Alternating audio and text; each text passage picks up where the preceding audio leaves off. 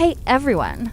Tonight we're stepping into something ancient, brutal, and strangely familiar. A world of chamber pots, crowded tenements, and endless toil. This isn't the Rome you've seen English in movies or marble museums. No emperors, no gladiator duels. Just the daily grind of survival in a city built on the backs of people history forgot. So, before we descend into the underbelly of the Roman Empire, take a second to like the video and subscribe, but only if you're into this kind of slow, gritty storytelling. And let me know in the comments where are you watching from and what time is it for you. I love seeing how far this little sleep experiment travels. Alright, turn the lights down low. Maybe throw on a fan. Or get settled under the covers because you're about to wake up in ancient Rome and odds are you're not making it to nightfall. Congratulations, you've just woken up in ancient Rome. Not in a palace. Not in a marble villa surrounded by fountains and toga-clad servants feeding you grapes. No. You've landed where most people lived, where the plumbing is theoretical. The walls are one good fart away from collapse, and your upstairs neighbor is always stomping around like a gladiator on leg day. You're in an insula, the Roman version of an apartment building. Sounds promising, right? Maybe something with a courtyard, a bit of sunlight. Wrong. The Latin word insula literally means island. And that's the first clue that you are absolutely stranded. You're on the 4th floor if you were lucky. Anything higher than that, and you are basically living in the rafters of a fire hazard. These buildings are made of brick, wood, and wishful thinking. They sway in the wind, lean against each other like drunk friends, and have an average structural integrity of a stale loaf of bread. And speaking of bread, don't even think about making toast. Open flames are banned because you own bad cooking accident. And the whole block goes up like a sentinel lion on fire. Your room is about the size of a modern walk-in closet. There's a cotter used, generously made of rope and straw, and a threadbare blanket that smells like every person. Who's ever used it before you? The walls are damp, stained, and close enough together that if you lie on your side, you can touch but without moving. You have no windows. Light filters in from a crack under the door and from a hole. So many accidentally punched through the roof with a broom handle 3 tenants ago. There's no privacy. You share this space with 2 other people, one of whom is scuffing with such dramatic flair that you briefly wonder if you're living in a poorly written tragedy. Spoiler, it's not drama. It's probably tuberculosis. Outside, the morning begins not with birdsong, but with the rumble of wooden carts and the melodious yelling of vendors, hawking olives, fish, and something that may have been bred in a former life. A donkey bros like it's ding. Children cry like they're dying. And someone's already arguing over taxes while floors bellow. You stretch. Bad idea. Your back cracks like a papyrus scroll in a drought. And you immediately regret trying to act like someone whose spine hasn't been curled into a question mark years of hard labor. And a diet that consists mostly of beans and regret. You're about 27 years old, which makes you one of the older folks in the neighborhood. Most people die before 40, usually from some combination of injury, infection, or inhaling too much. Whatever it is that leaks from the latrine pit every summer. You shuffle out of bed barefoot. Of course, your barefoot shoes cost money, and if you had money, you wouldn't be living here. The floor is cold and sticky. Is it wine? Is it urine? Is it olive oil? It's probably all 3.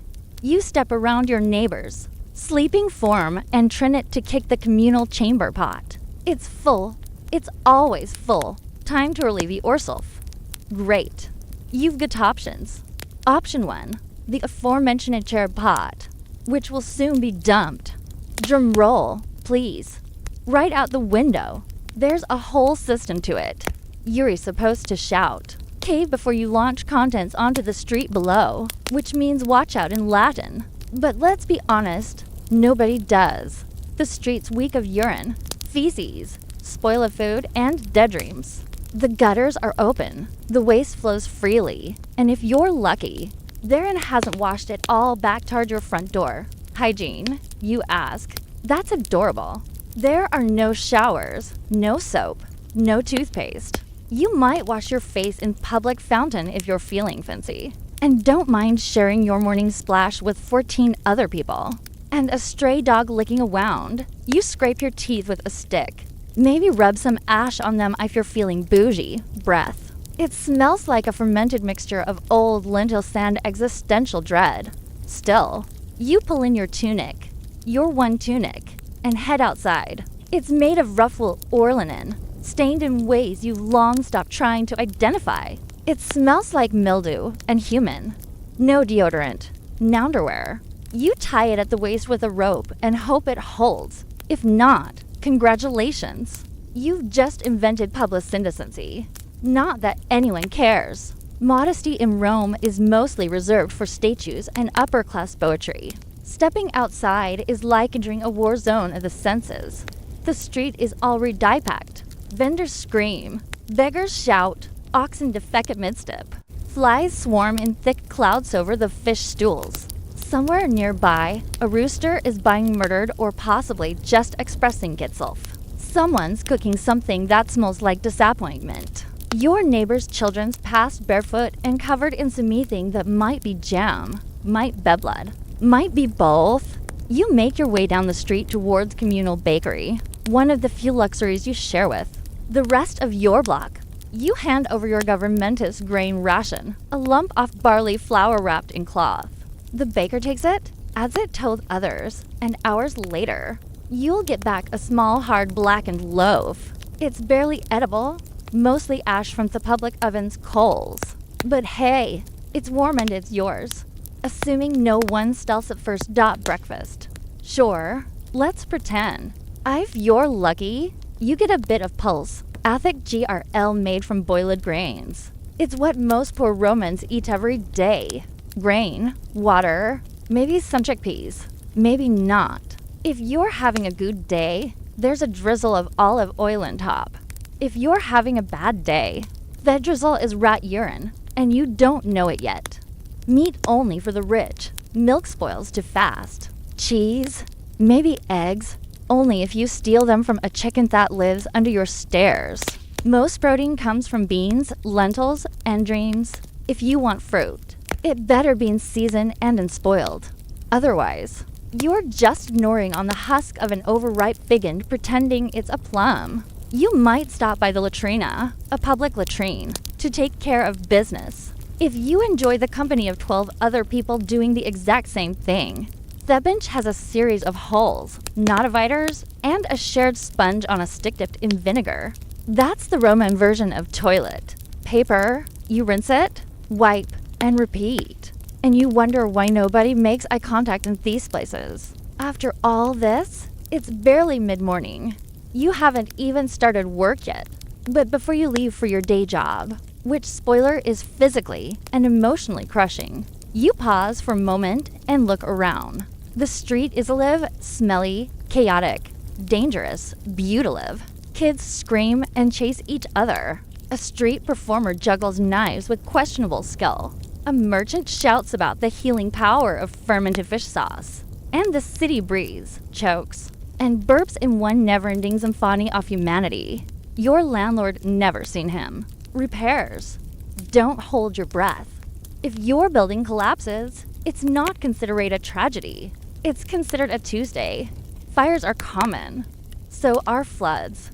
So issued an unexplained death. You're a cog in a system that views you as replaceable. You're not a citizen. You're a warm body in a sense, a scroll. Your value is measured in how quietly you suffer. And you will suffer because this is ancient Rome, not the Rome of marble forums and golden laurels. Not the Rome of historians and Hollywoods. This is the Rome of slums and soot, of crowded insel and chamber pots, of grit and groaning humanity. You're not Cicero. You're not Kessler. You're not even close. You're a peasant on the 4th floor.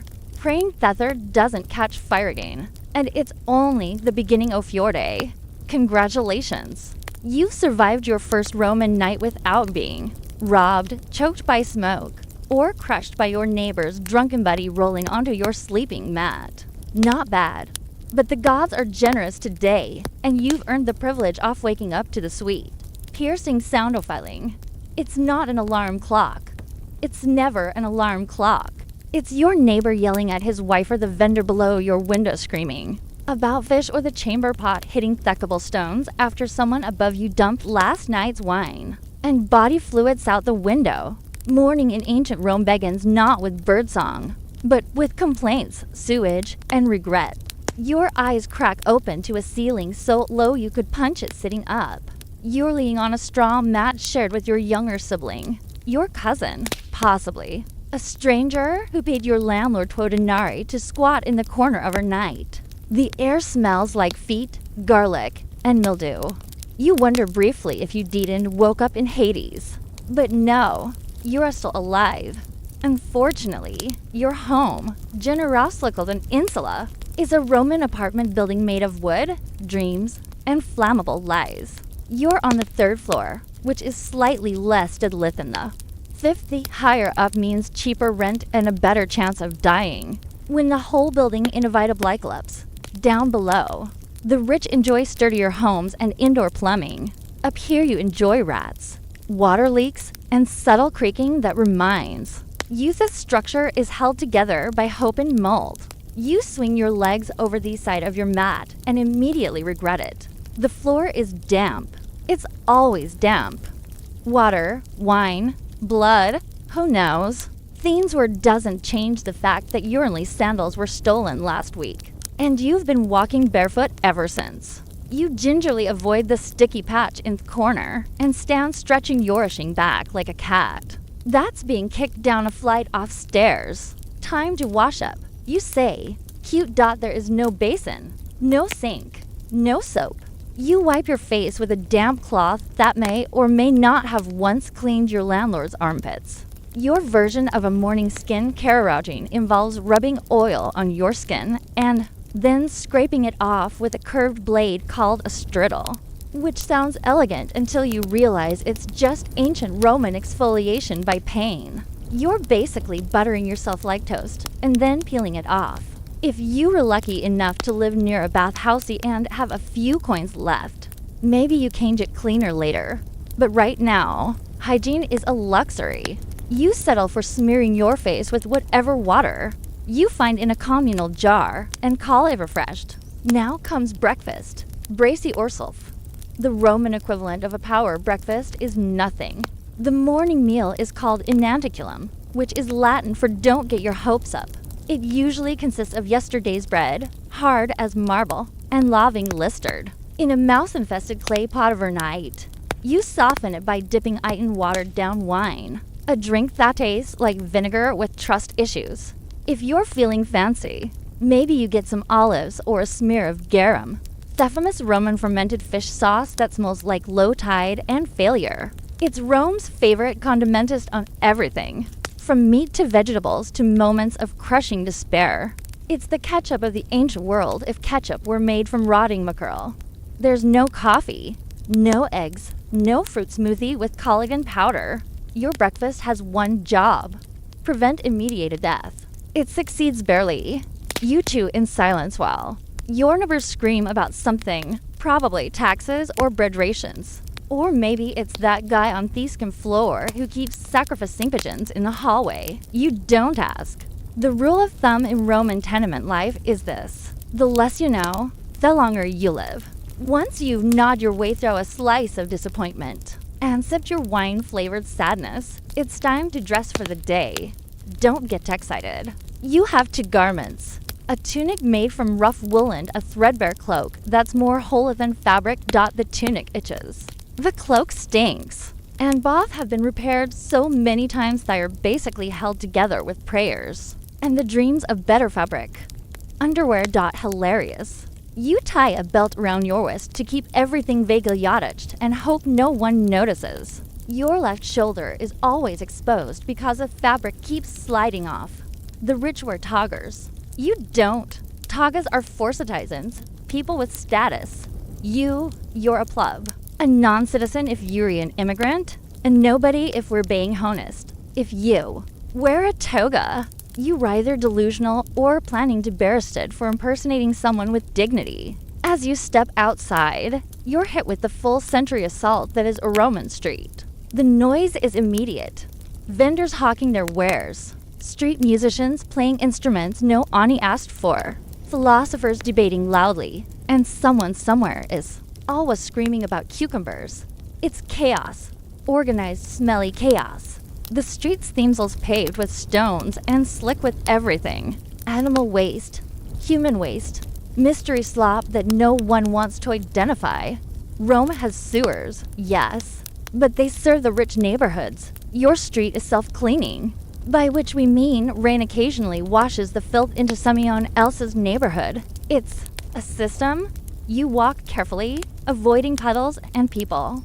A car barrels past you, pulled by dinkies, and driven by a man who seems genuinely angry that pedestrians cessed.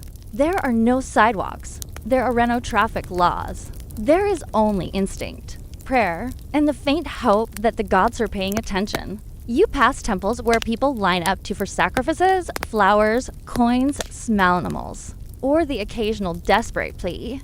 You don't have anything to give, so you nod awkwardly at Jupiter's statue and keep moving. He probably wasn't listening anyway. If you're headed to work, and most likely you are, congratulations. That means you didn't starve to death yesterday. Work in ancient Rome is not fulfilling. It is not purpose-driven.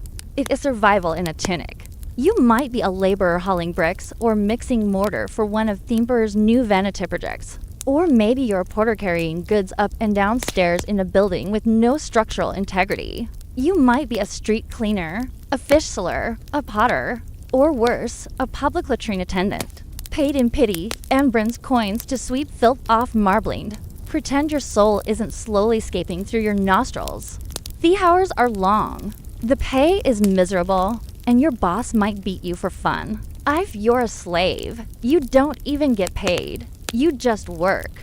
And if you complain, you're whipped. If you collapse, you're replaced. If you die, well, someone else gets your blanket. Midday approaches, and the sun is brutal.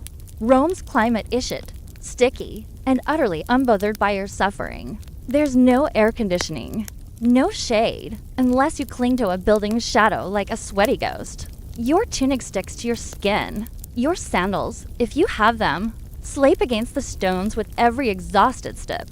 And if you don't, your feet rest slowly, becoming part of the pavement. Lunch.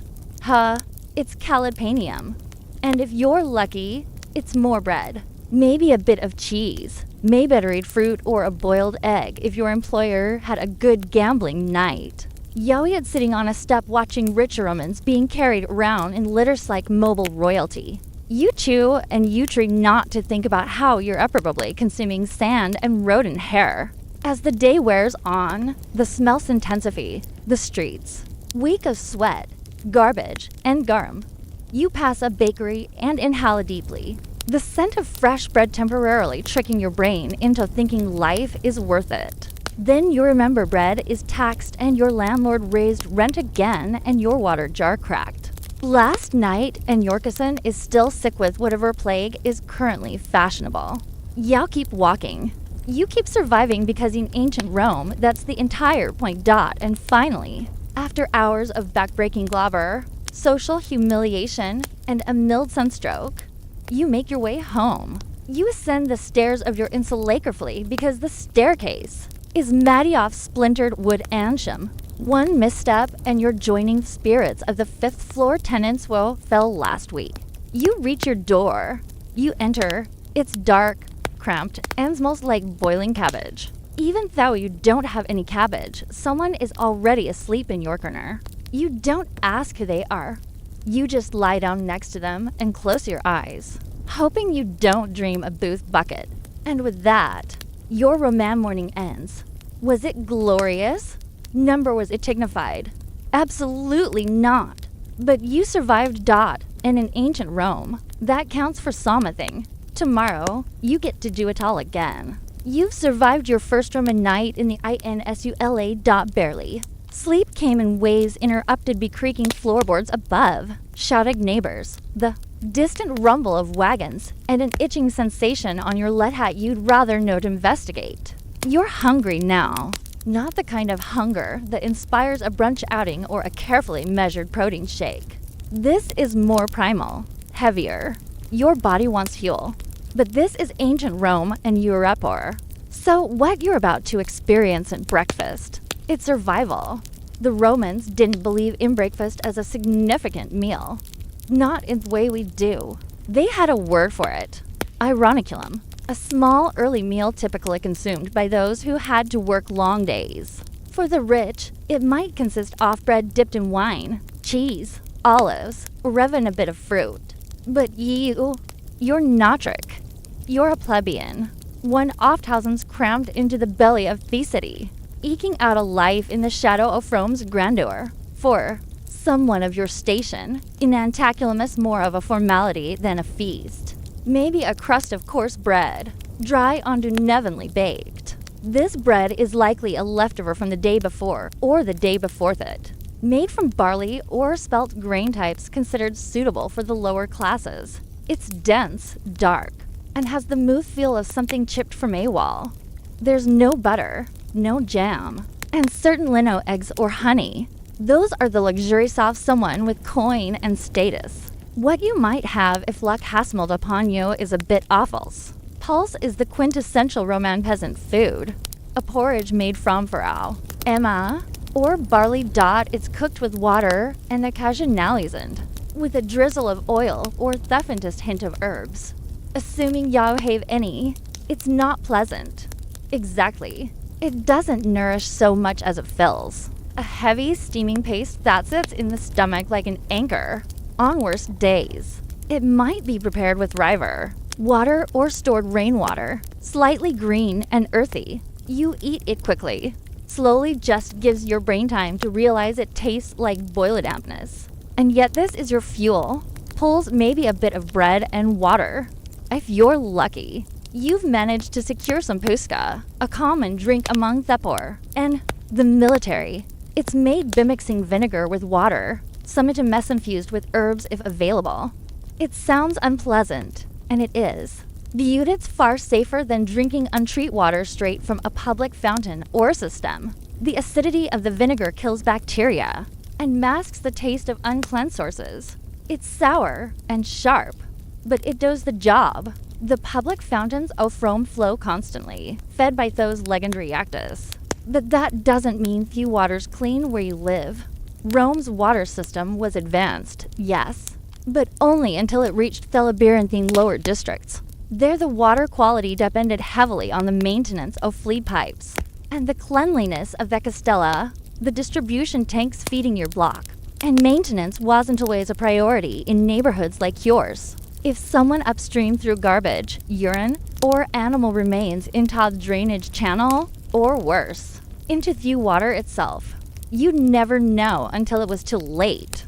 Hunger is a quiet constant for you. Even when you eat, it never really fades. Food is expensive, and most of your earnings go toward rent, taxes, or staying on the good side of your local patron is dot, so you ration what little you have. You learn to choose slowly, savoring every bite like it's a luxury.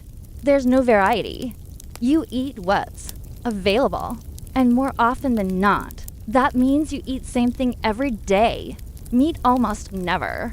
The occasional salted fish, usually garum-cured scraps or sardines so pungent they could double as weapons. Meat is reserved for the upper classes, for religious festivals or as part of a soldier's rations. If you do get your hands on some, it's awful. Organ meat, bones, things the rich don't want. You don't waste a single scrap. As for fruits and vegetables, they appear sporadically. You might find some wilted leeks, onions, or turnips in the marketplace at a discount near closing time. Apples and figs are seasonal. And while Rome's Mediterranean climate makes such things abundant in theory, your wallet's a different story. You buy what others didn't. Split fruit, half-rotten dates, bundles of wilted greens, all wrapped in yesterday's gossip and grime. It's edible technically, you up. And if you're truly desperate, there's the street food. Rome had an active street food culture, particularly for the poor, who didn't have kitchens in their insula apartments.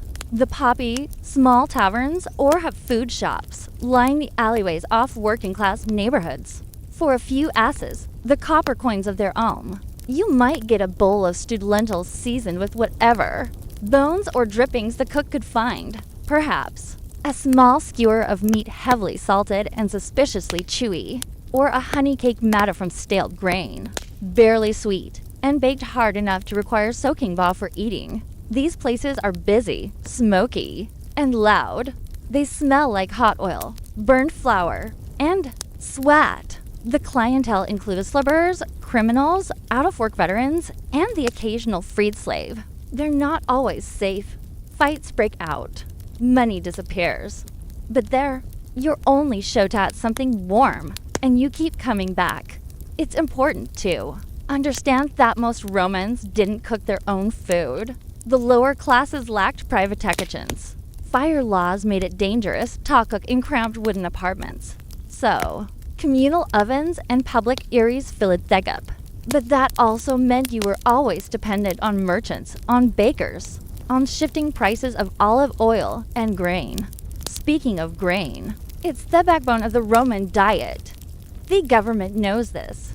That's why they introduced the annona, the grain doll, a state-sponsored distribution of grain-tollageable romancitizants. If you qualify, you receive a monthly allowance, enough to make bread or poles for a few weeks. It's not generous, but it's better than nothing.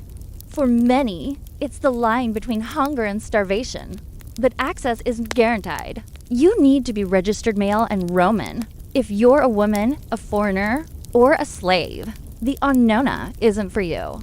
You find other ways. Food for you is rarely fresh. Bread goes stale quickly. Pools clings to the bottom of it long after it should have been scrubbed out. What you consumed today was cookied yesterday or last week. Spoilage is common. Flies are a constant. But waste isn't thinkable. You eat around the mold. You scrape off the bad parts. You chew slowly, savoring what little flavor remains. And yet, despite all of this, the city never starves, not completely. Rome's granaries are full. Its imports steady. Ships from Egypt, Sicily, and North Africa sail in daily, their bellies full of grain, oil, and wine. The empire feeds its capital like a mother feeds a hungry child. You just don't always get your share. If you're a slave or a freedman in service, your meals depend on your master's whim. You might get stew, bread, or leftovers from main table. Or you might go hungry until someone remembers you exist. If you're a day laborer, your meal breaks are dictated by your work. Dig ditches, haul stones, build baths, and maybe admit a morning. You get 10 minutes to gnaw a piece of dried fig or drink from a shared cup. And let's not forget feast days. Not because you're invited to Thebanke, but because it's the one time rich throw scraps too. The streets. Religious festivals summit to mess include public offerings, distributions of food or coin. Perhaps a roasted pig or a platter of bread and fish for Themuses. It's not kindness, it's politics. But you take what you can get dot by mid-morning. Your hunger has fought into something else. A dull pressure, a reminder. You've eaten just enough to continue. You tie the cloth belt around your tunic a little tighter and get moving. You've got work ahead of you. Rome doesn't wait. And tomorrow you'll eat again. Or you won't. But either way, you'll wake up in the same insula with same cracked bowl and the same stale loaf waiting on a wooden shelf. Because in ancient Rome, food is never far away, but neither is hunger. The sun has fully risen now, and the Roman day is underway for you, a plebeian or perhaps a slave. That doesn't mean a slow stretch and a relaxing breakfast. It means the work begins, and it begins early. Rome is not a place of idleness for the lower classes. The empire may be vast, but the streets of the city feel like a funnel, where the sweat of thousands filters upward to benefit the few. Let's start with the plebeians. Not the poorest of the poor, but far from comfort. Most plebeians in the city work trades, manual laborers, builders, bakers, water carriers, cobblers, street sellers. If you're skilled, maybe you're a stone cutter, or you secured a spot in one of the Roman guilds, Thecologia. But for most, you're an expendable muscle, hired for the day, paid by the hour if you're lucky. You don't have a fixed schedule. You have a need, a relentless knowing one. You work because not working means not eating. You wake before dawn, grab what counts for breakfast, maybe a crust of bread or a spoonful of barley mush, and head out to find work. The forum is one place you might go, not to debate philosophy, Budo. Stand around and hope someone needs Alibor. You're competing with hundreds of others. Some are stronger. Some have the tools. You don't. You're hired maybe to carry bricks across a construction site. Rome is always being built. Roads, aqueducts, arches, homes for the rich. It is said Augustus found Rome a city off brick and left it a city of marble. You'll be the one dragging that marble, sweating and silent. The work is brutal. There are no labor laws, no unions, no breaks, no helmets, no complaints. If you fall off a scaffold, you're not given aid. You're given a note and a shove to the side so the next man can take your place. You don't ask questions. You don't slow down. The overseer watches with a stick in hand, and he doesn't carry it for decoration. If you're not lucky in Nato find a builder's job, maybe you end up in thetaneries. The smell hits you long before you reach the vats. Animal skin soaked in urine and dung to soften them, fermenting in the sun. You'll spend your day kneading a mixture that would make a modern sewage worker gag. Gloves don't exist. You stir with your bare hands. The stench clings to you long after you leave. And worse, it becomes normal. Still, you persist because if you don't earn a few copper coins today, you won't be eating tomorrow. Your rent on that insula apartment, your crumbling, ratchet and fire trap, is weavery few days. Miss a payment and you're out. Nonitus, no mercy. The landlord has 5 men waiting to take your place. But perhaps you're not a plebeian. Perhaps you're a slave. Life somehow is harder still because now you don't even get the satisfaction of wages. Your body is labor, and your labor belongs to someone else. You might be a household slave owned by a moderately wealthy romancitizen. If so, your work starts before sunrise. You're fetching water, cleaning floors, preparing meals you'll never taste. Maybe you're young and educated, assigned to chew to the children, or read aloud to your master. It sounds better. It isn't. One mistake and you're beaten. If the master's wife is displeased, you're sold. There are no protections. No court to hear your case. You are property like the stove or Thiesendals, or you're a field slave outside a city toiling in the vast latifundia. Those enormous agriculturalists that feed Rome's grain-hungry stomach. Here there are no roofs, no days off. You wake with the sun and bend down till it sets. You plant, plow, harvest, sweat. No matter how hot, how cold, how sick you feel, you work. The overseer doesn't care if you collapse. There are hurricanes for those who slow down, fort hoes who run. There are whips, and fort hoes who rebel. There's crucifixen, a public one. Along theros where others can see. Some Slavesari trained for skilled labor, stone carving, pottery, weaving. But that doesn't make the whip any less real. It just means your blood stains a different kind of floor. And what of the women? If you are a woman, slave or free, you labor, too. Not on the scaffold or in forum, but in quieter ways that bleed just as much. You're grinding grain with a heavy stone handmill. Your arms aching as you turn the queer hour after hour. You make bread, wash clothes, fetch water, tend fires, clean, mend, weave. If you're poor, you might also sell small goods in the street, or offer your services as a wet nurse or a midwife. In desperate cases, you might sell yourself. Prostitution is legal in Rome, taxed even. It is not a profession of glamour. It is survival. There are no toilets in your insula, no kitchens. So you make do in theilyways or public spaces. Fires are frequent. The stair scallops. Your children are not safe. Not from hunger, not from illness, not from the building itself. Life expectancy is low. Infant mortality is high. Your child's best chance is to survive to 5.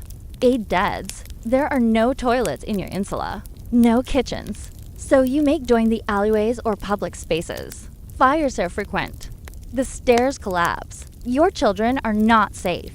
Not from hunger, not from illness, not from the building itself. Life expectancy is low. Infant mortality is high. Your child's best chance is to survive to 5. After that, it's still a coin toss. And yet, Rome moves on. The senators debate. The aristocrats drink wine on shaded terraces. Their banquets are filled with stuffed dormice and honey dates.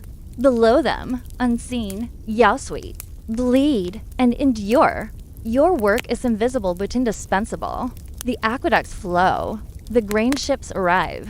The streets air swept because of people like you. Sometimes the monotony is broken, not for a festival or a feast, but for something worse, a fire, a collapse, ariot. Rome is a tinderbox of labor and inequality. The gap between the rich and poor isn't just wide, it's weaponized. If a fire starts in your insula, villagers don't reach the top. There are Reno fire escapes. You carry your children, your pots, your life on your back, and hope the flames stop before your floor is reached. Or maybe you're caught in a food riot. The grain late, the bread is moldy, the people are hungry. You crowd the forum, shouting with the others, demanding your portion. The guards arrive. Batons, shields, blood in the streets. You are dispersed, not heard. And then there's disease. Filled lines the alleys. Latrines overflow. The Tiber, your drinking source, is also a sewer. You wash clothes in it. You bathe in it. You drink from it. Parasites thrive. Illness spreads. You know the signs. A fever, the chills, a child coughing in the night. There is no doctor, no apaki for your kind, only rest, prayers, and hope. And hope rarely comes. But still ya work. Because if you stop, even for a day, the city forgets you, the empire forgets you, and hunger remembers you very quickly. This is what it means to work in ancient Rome.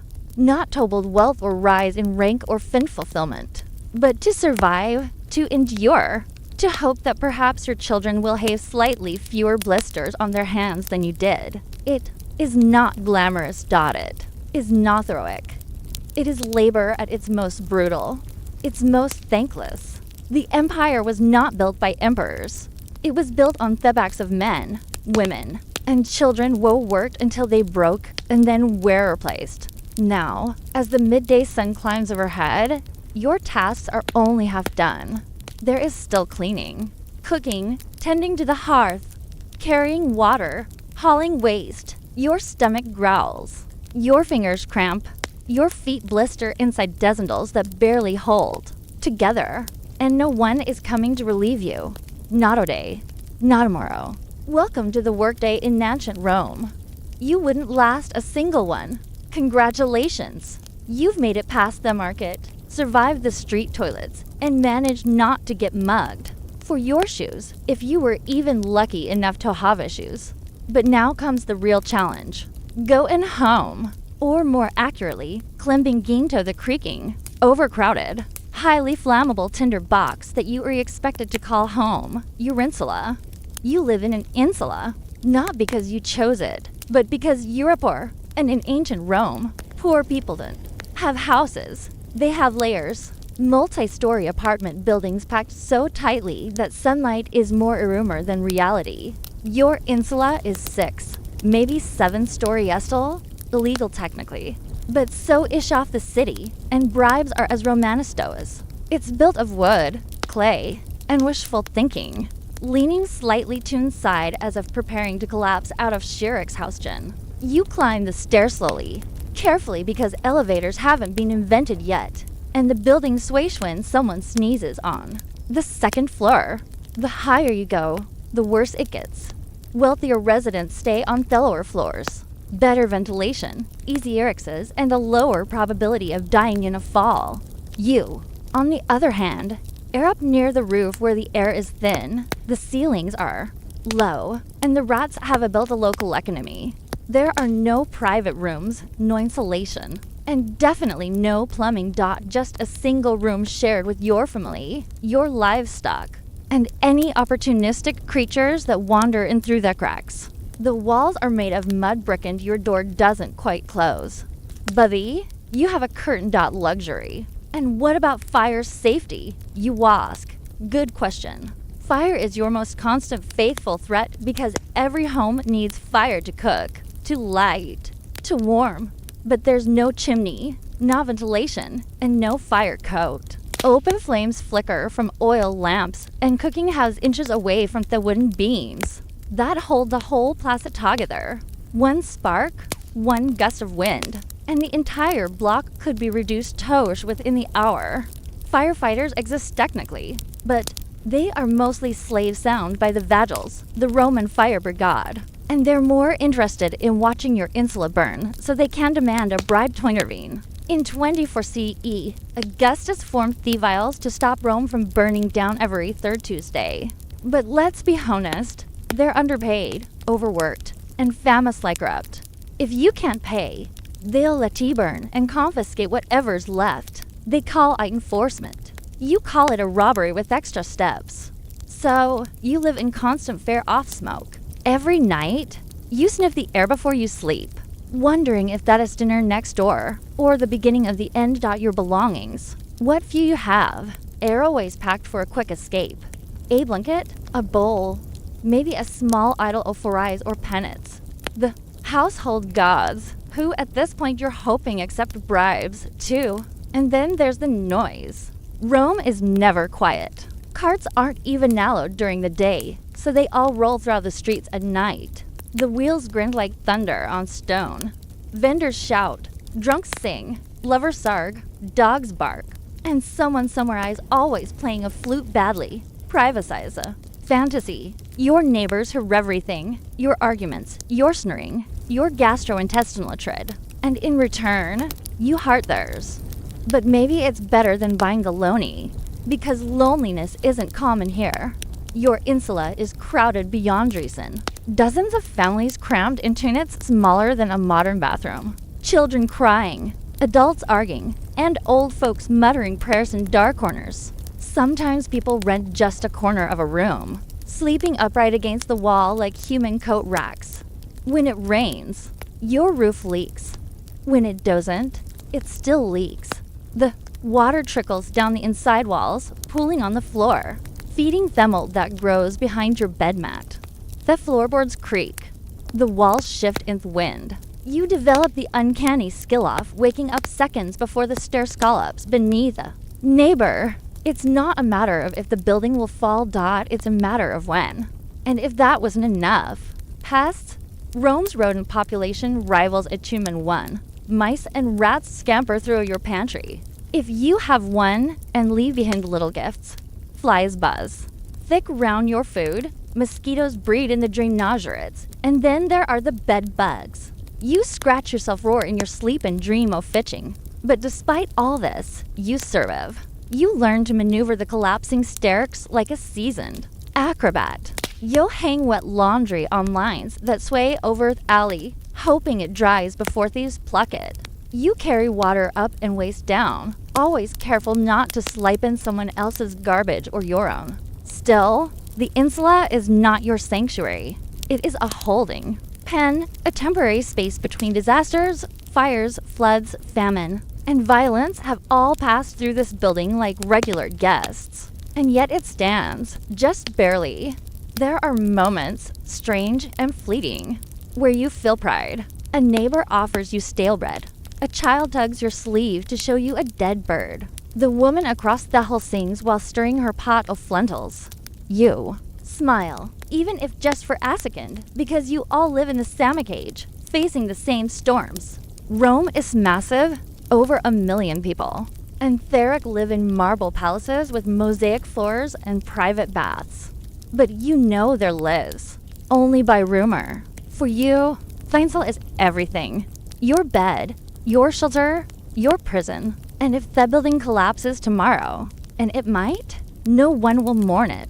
The rubble will be cleared and a new insula will rise in its place faster, cheaper, even more dangerous. The cycle continues. And you, if you're lucky, will rent a corner in that new box and begin again. Because in ancient Rome, the poor don't rest, they adapt. They huddle together in the dark, dodging embers and curses, hoping that the next collapse doesn't start with them.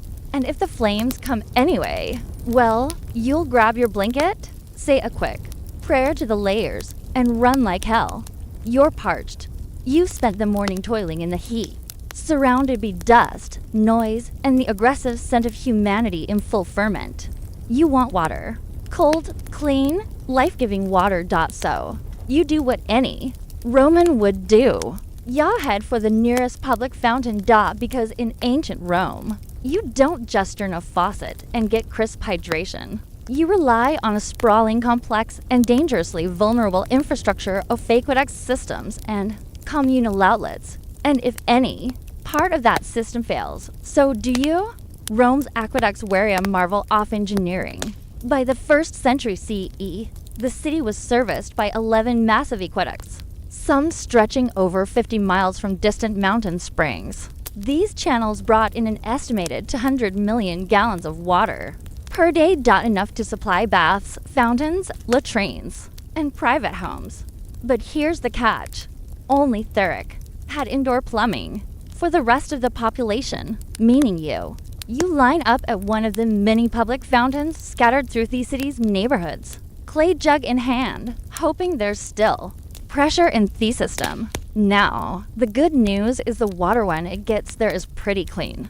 It's ores from springs, and the aqueducts are designed with constant downward slopes to keep it flowing. The bad news is clean is relative.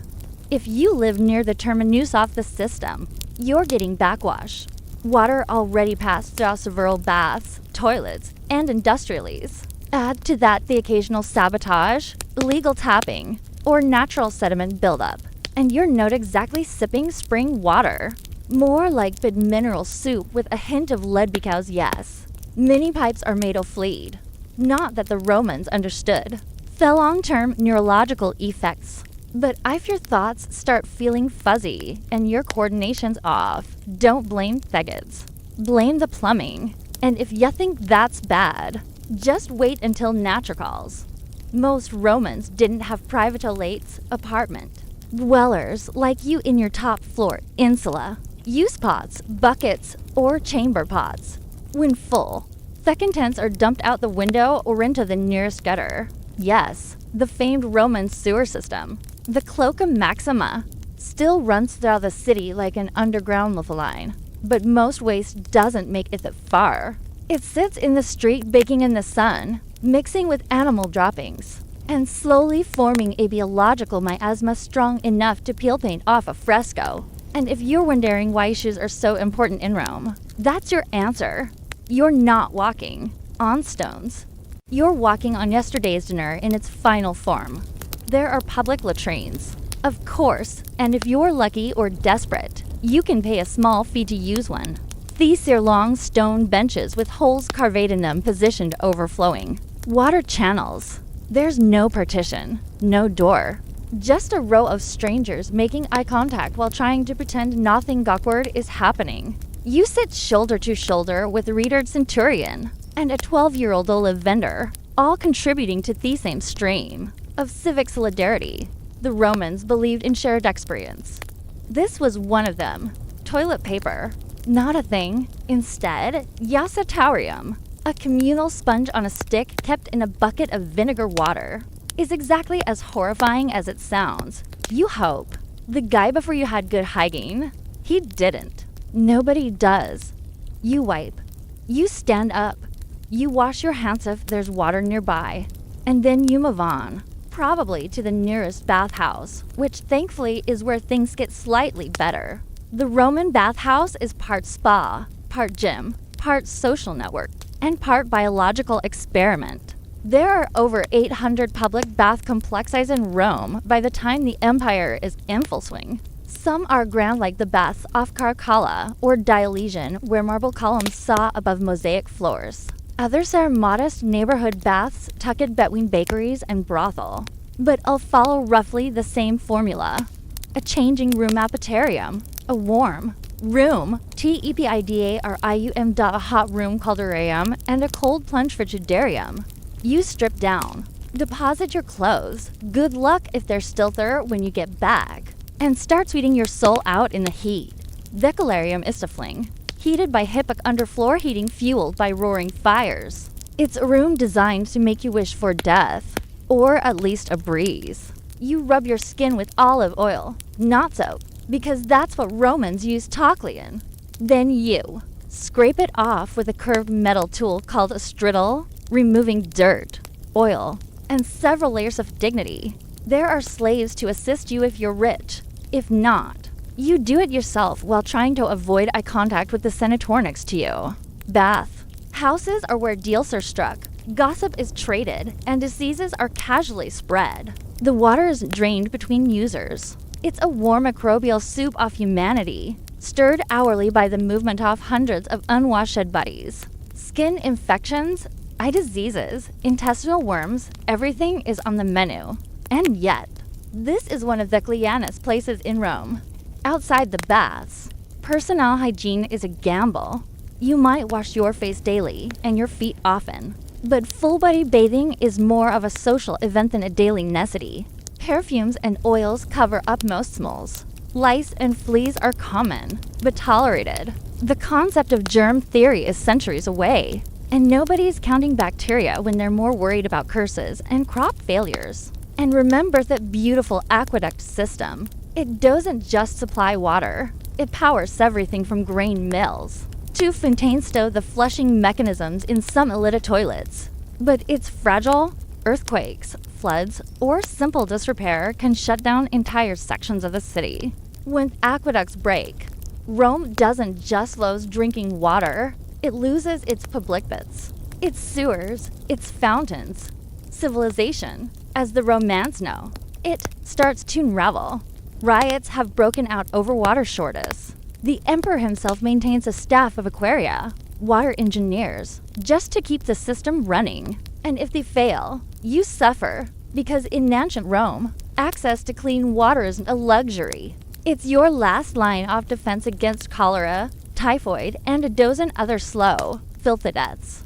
By now, your mouth is dry, your skin is itchy, and you're beginning to understand that clean is a relative concept.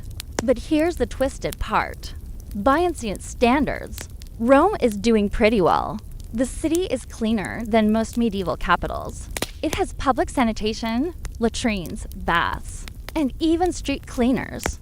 But it's also the biggest city in the ancient world. And that density breeds disease. Waterborne illness is rampant.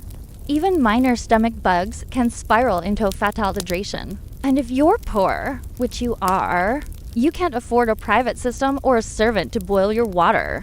You drink what's available and you pray in it to be purified but to be spared. So next time you fill a glass from the tap or flush a toilet with confidence, remember in Rome your survival depends on gravity, lead pipes, communal spongs, and the goodwill of an aqueduct built by a man who probably bribed his way through half the Senate. You don't control your water, you just hope it doesn't kill you. And on that hopeful note, it's tomato think about lunch if your stomach can handle it. If you've managed to survive the slop of a Roman street, dodge dentry from a clay cup of aqueduct, run off, and work a full day in the choking heat of the Sabra district without keying over, you might think a bath would be the one mercy this city offers you. And to be fair, Rome is famous for its baths.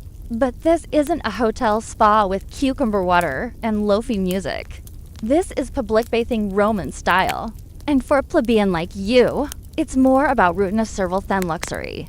Let's start with the setting. The massive public bathhouse funded by emperors and designed to show off imperial grandeur. A sprawling complex of steam, stone, and social politics. Think gym, barber hop, and social media feed all rolled into one. There are over 800 bathhouses across from by the 4th century CE, ranging from small Baylor tucked into neighborhoods to monumental structures like the baths off Caracalla, which could host thousands of tours a day. These places are architecturals, domed ceilings, mosaic floors, marble statues. But you're not here to appreciate the decor. You're here to clean yourself before your own body odor becomes a public health issue. Entry usually costs a quadrans, the smallest denomination of Roman currency, meaning it's technically to almost everyone, even the poorest citizens. But just because you can't afford to enter doesn't mean you belong. The hierarchy follows you through the door.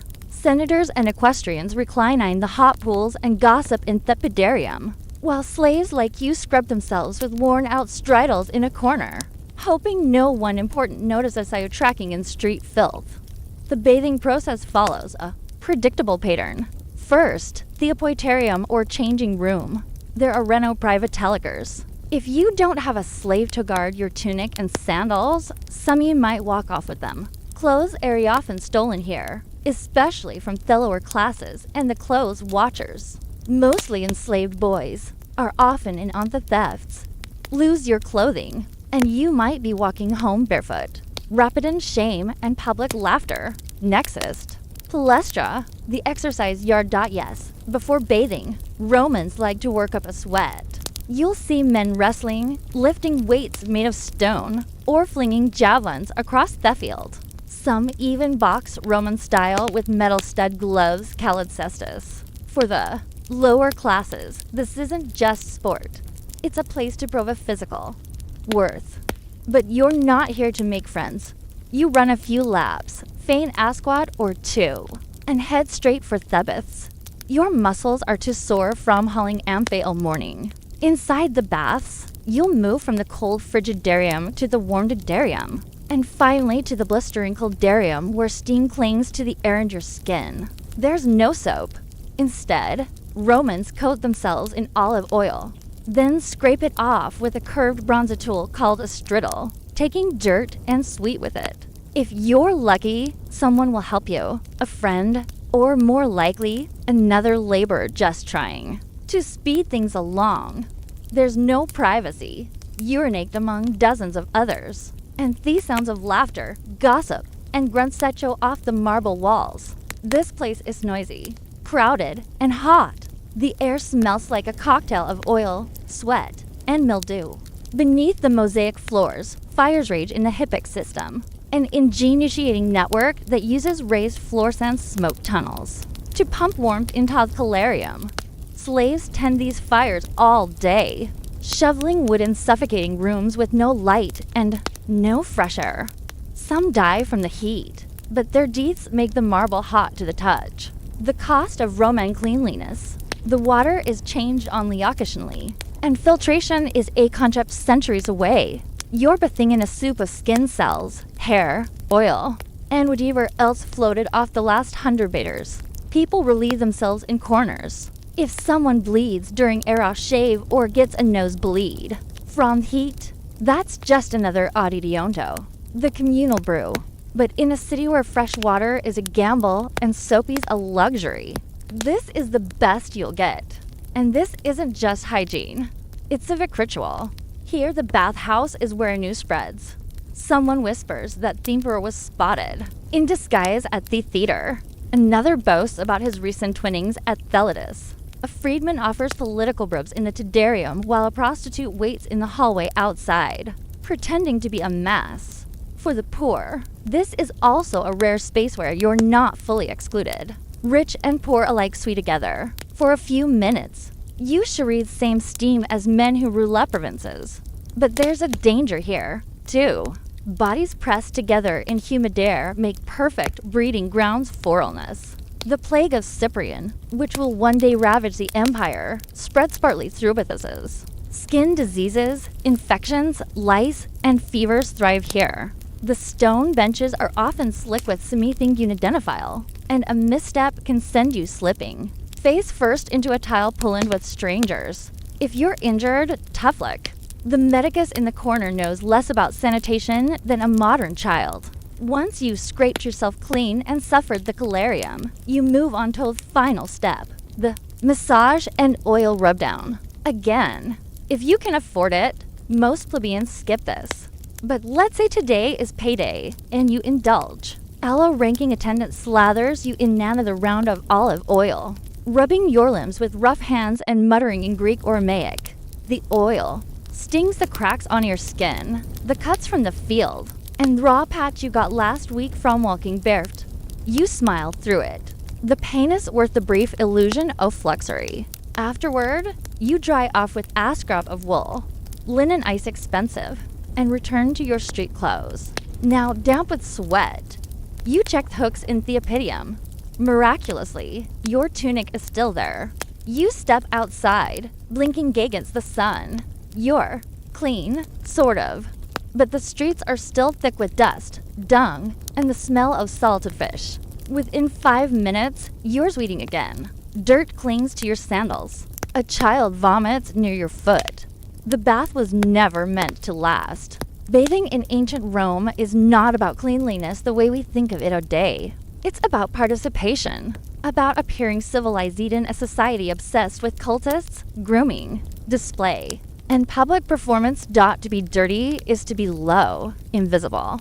But to walk out of the Fermi, hair damp, oil glistening on your shitters, is to momentarily rise aboveth grime of your station. Even if you'll return tomorrow to the same bucket of water and reuse its stridle, and if you think this is somehow indulgent, remember for women bathing was even more complicated. Separate hours or entire buildings were set aside, and while some enjoyed similar routines, many were kept at home, bathing with rainwater in cramped quarters. For enslaved women, bathing was sometimes done publicly by force under the scrutiny of leering men or cruel mistresses.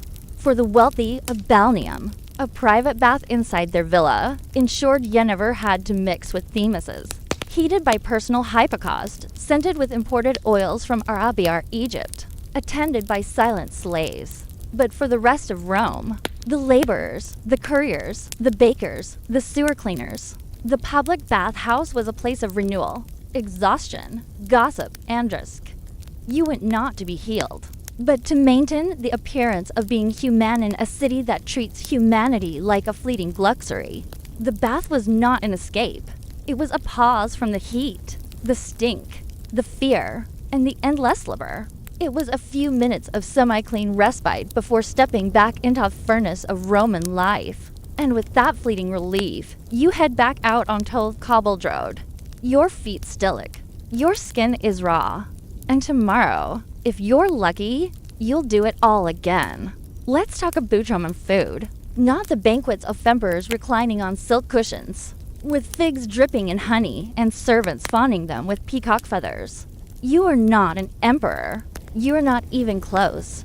You are in fact a plebeian, a working-class Roman in a cramped insula where breakfast is less about indulgence and more about surviving.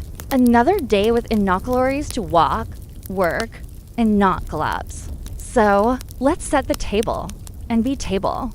We mean whatever flat surface you can find that isn't covered in soot, bugs, or yesterday's crumbs. You eat with your hands because forks are still a few centuries from existing. Knives, sure, if you have one, but even then it's mostly for cutting bread or defending your lunch from rats. Your daily diet, and let's be generously at that, is centered on one thing, grain. Specifically, a kind of wheat called farspelt, and a lot of it. You eat it boiled into pulse. A porridge is bland as it sounds. Think of it as the ancient Roman version of oatmeal, only without sugar, milk, or any flavor at all. If you were lucky, it's salted. If you're really lucky, it has bits of onion or a drizzle of fish sauce known as garum to liven things up. That's right. Fermented fish in ARDS. It was the ketchup of the ancient world. It smelled like rot and sea water, and they poured it when writhing. Bread, when you can get it, is dense, coarse, and made from stone ground flour that might contain trace amounts of actual stone. Dental care isn't exactly booming right now, so every bite is a gamble between hunger and chipping a tooth. But bread is sustenance. And if you're a laborer or dock worker, it's essential. Rome even instituted a graindle, an owner, to distribute grain to the poor. Without it, many urban citizens would simply starve. If you're in the list, you get your rations. If not, well, you'd better hope you have a skill, a patron, or a very forgiving neighbor. As for vegetables, they were seasonal and mostly whatever grows narby. Cabbage, lentils, chickpeas, leeks, the basics. None of it is particularly gliss, but it keeps scurvy at bay. You might stew them into something vaguely edible if you have olive oil or herbs, but again, you're not dining in the villa of a senator. You're working with what you can afford from the forum stalls or grow in cracker pots on the rooftop. And don't expect variety. You eat the same things over and over, day after day, until famine comes, and then you don't eat at all. Meat. That's not for people like you. It's expensive. When it does enter your life, it's likely from religious festivals, public feasts, or offcuts scavenged from butchers. More often than not, it's organ meat, boiled liver, intestines, trotters, lungs, the parts the wealthy don't want. You learn to chew fast and swallow faster. Spoilage is always a concern. There's no refrigeration, and what passes for fresh is heavily reliant on how tolerant your stomach is. If you live near the Tiber, the smell from Theopen air markets might turn you vegetarian by necessity. Let's talk about the market, the Missalum. It's loud, chaotic, and covered in flies. Meat hangs from hooks, slabs of salted pork and strips of dried. Fish curl in the sun. Vendors shout. Dogs bark. Beggars loiter. And pickpockets glide through crowds like ghosts. You can buy fish, fruit, wine, beans, nuts, or eggs if you can afford them. Everything is haggled for. Weighed on crooked scales and bagged in baskets or cloths you bring yourself. Your coin pouch tied tight beneath your tunic thumps nervously with every transaction. One bad purchase and you don't eat tomorrow. Water, like everything else, is complicated. Rome is famous for its aqueducts, but the water doesn't always make it to the poor. You might have access to a public fountain where the water is cleanish, or you might be drawing from a well-nourished latrines where it's not. To be safe, many Romans, including children, drink diluted wine, not to get drunk, but because alcohol kills germs better than wishful thinking. A mix of water and cheap wine called puska is the hydration of the masses. It tastes like vinegar and hope. Now about those days when food runs out. Famine is never far. A bad harvest in Egypt, a delay in grain shipments, or a corrupt official skimming off the top. And the city's food supply collapses. Bread prices triple. Riots break out. People storm bakeries, loot warehouses, and sometimes lynch the bakers. The emperor is expected to intervene. If he doesn't, he risks becoming lunch himself. Politically, if not literally. During famine, you survive on scraps, moldy crusts, spoiled olives, scallions, weeds from the roadside. You might boil bark or grind acorns. Pets vanish. The rats get smart. The pigeons disappear. People eat things they shouldn't. And when the plague follows famine, as it often does, hunger turns to disease. Starvation weakens the body, and Rome's many illnesses move in like univitagists. There's another layer to all this class, because while you're trying to stretch a hank of rye bread for 2 days, feel like air feasting. In the villas of the Palatine Hill, couches line banquet halls. Slava platters of roasted dormice, honey-glazed songbirds, oysters, figs, and dates soaked in wine. They sip from silver goblets. They toss bones to the floor. They bathe between courses. For them, food is a performance. For you, it's a necessity that never stretches far enough. Even in death, food tells the truth. Wealthy Romans are buried with elaborate terror fests, their tombs adorned with carvings of banquets and gods pouring wine. The poor, maybe a piece of bread at your grave if your family can spare it. Maybe a final sip of puska to send you off. In religious festivals, food becomes communal. Saturnalia. For instance, when masters serve slaves and everyone feasts together. But those days are rare and mostly symbolic. For the rest of the year, the lines are clear. Who eats well and wobigs. Let's not forget storage and spoilage. You keep food in a clay jar sealed with resin or in baskets hung from ceilings to deodorants. Preserving food means salting, smoking, drying, or steeping it in vinegar. Still, everything has a clock. Bread molds quickly in the Roman humidity. Olives go rancid. Meat turns in the sun. Every meal is a gamble. Every bite is a risk. Even the insects eat. Well, grain is stored in granaries which are dark, warm, and crawling with beetles and moths. If you're lucky, you get your ration before it's infested. If not, well, extrapertine. Most people don't even pick them out anymore. They're too small to matter. Children grow up with hunger. They learn to wait their turn. They learn which vendors give better scraps and which ones chase them away with sticks. Their bellies are often bloated from malnutrition. Their eyes dull. Parents do what they can. Sometimes it means stealing. Sometimes it means begging. And sometimes it means going without so the youngest can eat. Yet throughout all of this, food is still culture. Even in scarcity, Romans cling to tradition. They bake religious cakes, prepare funeral meals, mark solstices with special dishes. They cook with pride, share what little they have, and pass down recipes, thin, watery ones. From mother to daughter, father to son, the tools are crude, the ingredients simple. But the effort is there. In graffiti on fuels of Pompeii, we find complaints about bad bread, insults to tavern keepers, even jokes about watery wine. Food was a common frustration, a common joy, a common reality. You might not eat well, but you ate Roman, and that means something. So as you sit down with your cracked bowl of pools, crust of tub bread, and cup of lukewarm puska, you're not just surviving. You're participating in the daily struggle that defined the lower classes of the empire.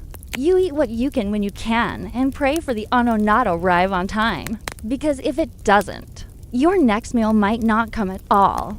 And now that you're fed, sort of, it's time to go earn the next stone. Because in ancient Rome, hunger is patient. But it always comes back. Religion in ancient Rome isn't something you do once a week.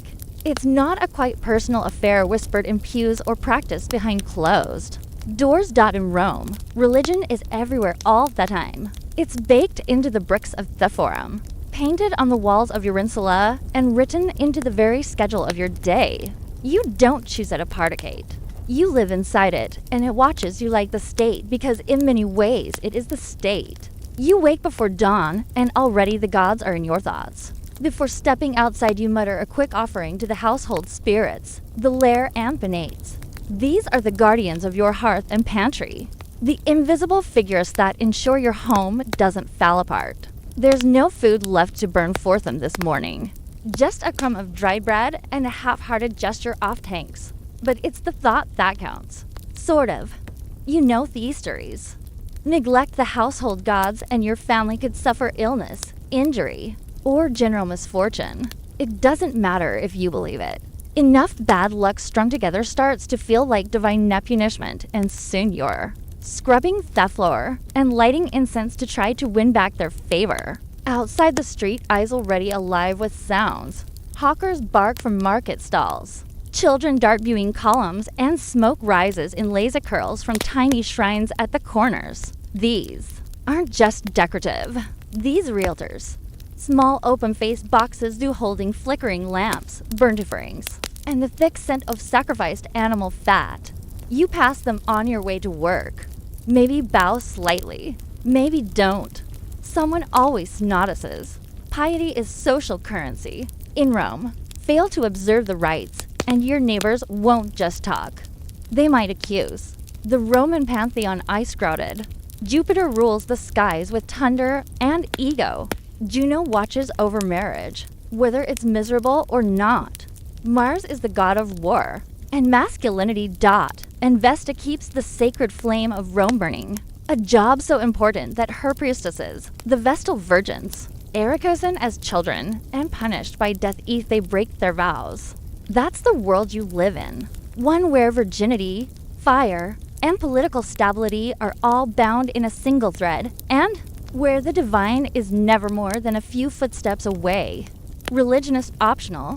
It's calendarized. Over 100 official festivals a year. Lupercalia, where half-naked men chase women through the streets in the name of fertility. Saturnalia, where slaves and masters switch roles for a day in a wild upside-down mockery of freedom. And then there are the Consuelia, Venalia, Robigalia, and more. Festivals to crops, harvests, rain, sun, and even mildew. Yes, mildew dot because in Rome, every natural force has a name, a temple, and a priest. You as a poor plebeian or freedman can't afford expensive sacrifices, but the elite can, and they. Make sure you know it. Will the patrons slaughter balls at the temples, their robes splashed with blood, incense in the air, while you stand at the back, clutching your small votive figurine, hoping the gods can hear your prayer from that far away. The ritual language is often Old Latin, barely understandable, even to those recitingit. But the spectacle, that's clear now. Religion is theater. It always has been. Can you take part when you can? Maybe your guild hosts a minor ceremony. Maybe you help lead a procession through the street for allocal deity. These rituals are public and communal, but also strategic.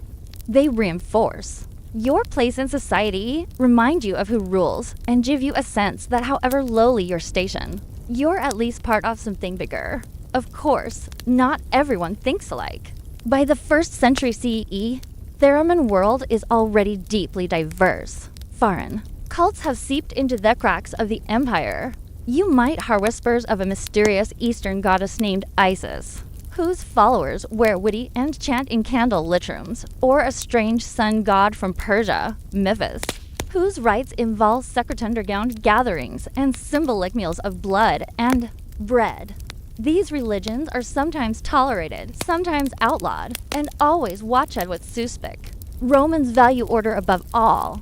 Anything that smells of disloyalty or secrecy is dangerous. That's why when Christianity begins to spread, it doesn't just make the authoricious nervous. It enrages them. A religion without sacrifices, a god without a face, a group that refuses to honor Jupiter or Caesar. That's not just impious. That's treasons. But you in this moment probably don't think about Christianity. It's still a strange foreign sect on the fringes of romancities. You've heard of them maybe. Your life is ruled by the gods of your ancestors, the expectations of your community, and the sheer momentum of tradition. Superstition is the second skin of daily life. You avoid walking under ladders, not because it's unsafe, but because it invites bad luck. A black dog seen at night, omen of death. A sneeze. You immediately say solve, note out of politeness, but to protect. Thief soul from escaping. You know the signs. A bird flies to the left. Bad news. Thunder after dusk. Don't travel. Dreams are interpreted. Entrails are read.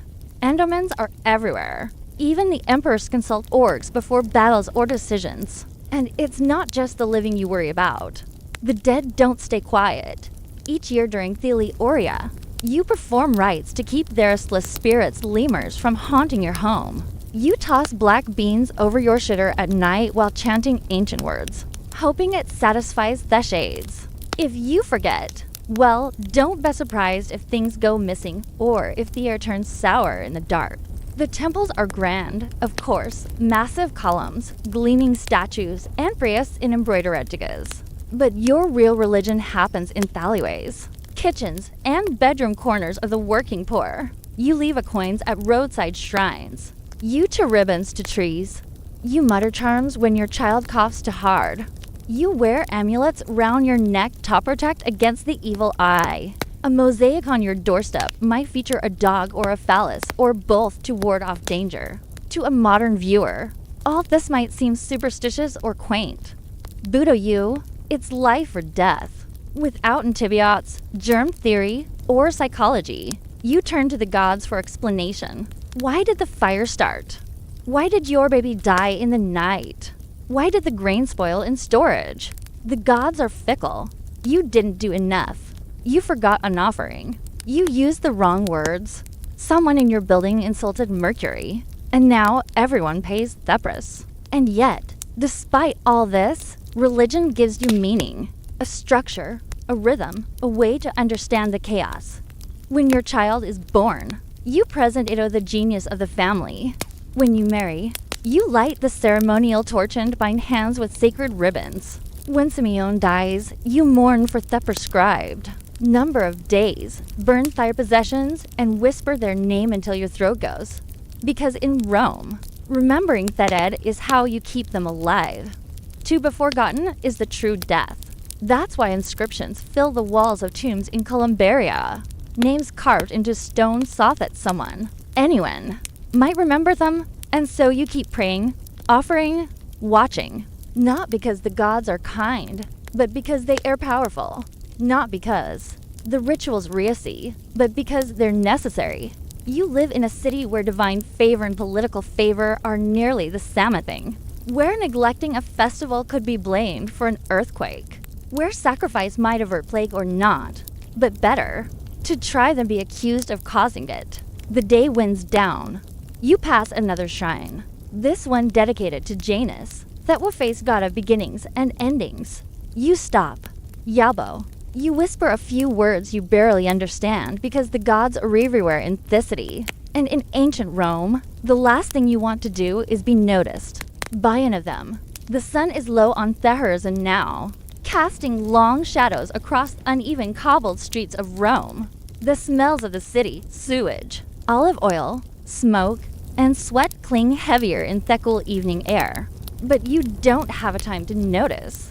You're about to learn what it means to live in a world where justice isn't blind. It just chooses not to see people like you. As a plebeian, a freedman, or worse, a slave, you exist at the very bottom of the Roman legal ladder. The law is not an abstract idea. It's a tool of control written by the elite to protect property, preserve hierarchy, and make examples out of the lower classes. Forget equal rights. Justice in ancient Rome is transactional. If you lack wealth or connections, the law is less a shield and more a weapon pointed squarely at your neck. Let's say someone accuses you of theft. Maybe a fellow vendor claims you've shortchanged him at the market. Maybe a neighbor thinks you stole a loaf of bread or someone's sandals went missing and your name was mentioned. That's all it takes. You're hauled in for questioning again. The burden of proof doesn't fall on your accuser. It's on you. And in many cases, if you're a slave, it doesn't matter whether you're guilty or not. The only question is how much pain it'll take to extract your confession. Torture is not only legal in ancient Rome, it's expected, especially if you're enslaved. The logic goes like this. A slave has no honor. So, they can't be trusted to tell the truth without persuasion. That persuasion comes in the form of whips, branding, irons, and andrax. You can be interrogated simply for being in the vicinity of a crime. If your master is murdered, all the slavas in the household can be tortured and executed, regardless of guilt. Just to make sure the true culprit is among Theted. Even as a citizen, your options aren't much better unless you single quotes Ray wealthy. Legal representation exists, but lawyers called advocacy aren't paid in fees. They work for favors, social advanced, or because they're seeking politicality. And if your case is brought before a magistrate or in front of a public tribunal, you better hope your opponent isn't trick. Bribery is commonplace. Trials can be delayed indefinitely. And the judges are of 10 members of the same elite class as the exers. Connections matter more than evidence. Punishments are public, brutal, and designed to humiliate, flogging, exile, and execution are on the table, but they scale with status. If a patrician commits a serious crime, they might be allowed to go into exile quietly, keeping their wealth and titles. If a plebeian does the same, it's chains, lashes, or worse. Execution methods vary. Beheading is considered relatively merciful, clean, quick, and reserved for romancitizers. If you're not a citizen, crucifixion is far more likely. It's agonizing and public, reserved for slaves, rebels, and lowest criminals. You'll be stripped, whipped, nailed to wood, and left to die in the open. The birds will live before you're even gone. Romans view this not just as punishment, but a spectacle. One last degrading performance before death. But not every crime gets. You executed petty theft might earn you a beating or branding. You could be tied to a post and scourged in the forum for passers-by to Jarrett. Repeat offenses might get you sold into slavery. Yes, even if you were born free. Rome has no concept of rehabilitation. You're either useful to the state or you're disposable. Now imagine you're caught in debt. Maybe a bad harvest forced you to borrow grain. Maybe your family needed medicine. Debt in ancient Rome is dangerous. If you can't pay it back, your creditor has the legal right to seize your property or your body. You can be imprisoned, sold as a bondservant, or forced to labor to pay off what you owe. The system is predatory, and it's mean to keep the lower classes for restraining just to survive. And don't expect privacy or calm. Justice happens in public spaces, the forum, the basilica, sometimes even the market. Crowds gather to watch the proceedings, cheer on accusers, or jeer at defendants. For the Roman public, justice is part legal process, part blood sport, and part civic theater. But perhaps the most chilling aspect is this. The law is deeply intertwined with spectacle. Rome's public games, executions, and military punishments blur the line between civic order and entertainment. Criminals sentenced toady might be thrown to. Wild beasts in the amphitheater. This isn't metaphor, it's Atch's day. A prisoner convicted of treason or theft could be chained and released into the Colosseum unarmed to be Molabe lions, leopards, or bears to the delight of thousands of spectators. The screams echo, the crowd roars, the Senate nods in approval. The logic behind this is both pragmatic and cruel. These executions are warnings, reminders of who holds power, and if they happen to distract the public from grain shortages, political, scandal, or border unrest, all the better. For Roman women, the law offers even less protection. A husband can legally kill his wife if she's caught in adultery. A father can disown or execute his children or rapacious stews. The absolute power of the Molly head of household. Domestic abuse isn't a crime. It's a family matter. In theory, a woman can take legal action. In practice, she is silenced by layers of custom, intimidation, and institution-defined.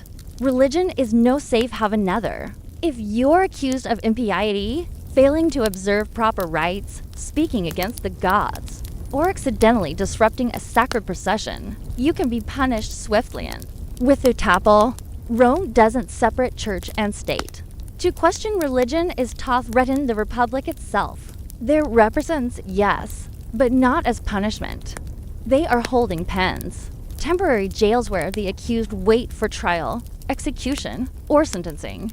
They are dark, filthy, overcrowded, and filled with despair. Most don't leave alive. The Tulinum, Rome's most infamous prison, is a damp undergrounding. Prisoners sent here are either destined for death or forgotten entirely. Even if you're innocent, your life can unravel fast. A single accusation can lead to financial ruin, social disgrace, or permanent injury. Witnesses can be bribed. Testimony can be coerced, and evidence, when it exists, is often little more than rumor wrapped in a toga. The irony is that Rome sees itself as the pinnacle of civilization, and in many ways, it is. It has an advanced legal code, courts, appeals, and procedures. Written into stone, the 12 tables published in the 5th century were hailed as a step toward justice for all citizens. And later reforms introduced by emperors like Augustus and Hadrian to try to standardize trials and offer protections. But those reforms don't reach everyone, especially not you. You're a peasant, a tradesman, a former slave, a woman without a dowry, a child without a father. In Rome, justice wears a toga, but it walks with a blade. So what do you do? You try to stay invisible. Y'all keep your head down, avoid debt, avoid conflict, and pray your name never comes up in a whisper that mutters. Because here in the shadow off Palatine Hill, justice isn't about what's fair. It's about who holds the power and how willing they are to use it. Tomorrow you'll wake up and try again to serve the Romande. But tonight, sleep lightly. Because in ancient Rome, justice may come at any time, and it truly knocks twice. By now, you've endured sewage in your stew, slept under lysimphisted wool, and labored under a sun that cooks clay. You've chafed, bled, and aged to decades in a single day. But even in ancient Rome, all roads eventually lead to one place, death. And for you, a poor plebeian or slave with no name worth carving, your journey ends without honor, ceremony, or event certainty. Let's not sugarcoat it. Death came early, and it came often. For theremin poor, life was less a candle gently extinguished and more a torch that flared, sputtered, and was abruptly snuffed out by accident, infection, starvation, or violence. You didn't so much pass away as fall apart. Life expectancy in Rome hovered somewhere between 25 and 30 years. That number is skewed by the high infant mortality rate. Nearly 1 in 3 babies didn't survive their first year. But even if you made it past childhood, you lived hard and died young. A minor fever might spiral into sepsis. A broken bone could fester into gangrene. A minor cut in the wrong part of the slums might mean a slow rot with no cure. Penicillin. That's 18. Centuries away. Let's say you didn't die violently. Let's pretend you just waste away as many did. In that case, your last days are spent in a cramped pediment apartment, reeking of chamber pots. Your breath wheezing through cracked lips. No hospitals, no nurses. If you're lucky, a relative might hold your hand.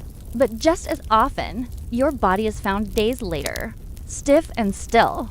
The rat's already curious. So, what happens next? If you're a slave, your property, your body will be dumped without ceremony in a mass grave calidarticuli. A pit filled with layers of venomous corpses decaying in the sun outside the city walls. No headstone, no urn, no prayer, just quiet. Churn off decomposition. These pits were Roman efficiency at its most callous. Hundreds of corpses dumped, covered in lime to mask the stench then forgotten. If you're a free poor Roman, you might fare marginally better marginally your family. If they can afford it, might pay a burial club, a coleum to secure you a small funeral.